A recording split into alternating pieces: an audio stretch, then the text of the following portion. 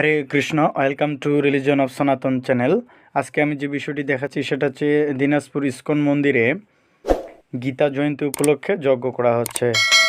এবং আমরা জানি এই গীতা জয়ন্তীতে ভগবান শ্রীকৃষ্ণ অর্জুনকে এই গীতার জ্ঞান দান করে আজকের এই দিনে। তো কথা হচ্ছে যে অনেক প্রকার দানের কথা বলা রয়েছে শাস্ত্রে। গাভী দান, স্বর্ণদান, অন্নদান, সর্বশ্রেষ্ঠ দান হচ্ছে এই গীতা দান।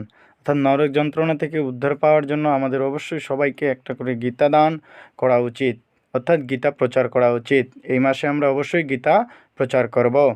এবং এখানে যজ্ঞ হচ্ছে এবং পাশেই প্রভুরা যেখানে প্রসাদ সার্ভিস হবে সেই জায়গাটা পরিষ্কার করার কাজে সাহায্য করতেছে। আসলে বৈষ্ণবরা সবসময় ভগবানের সেবায় নিয়োজিত থাকে, এটা তার পরিচয় আর কি। তো আমরা এখন কীর্তন শ্রবণ করব।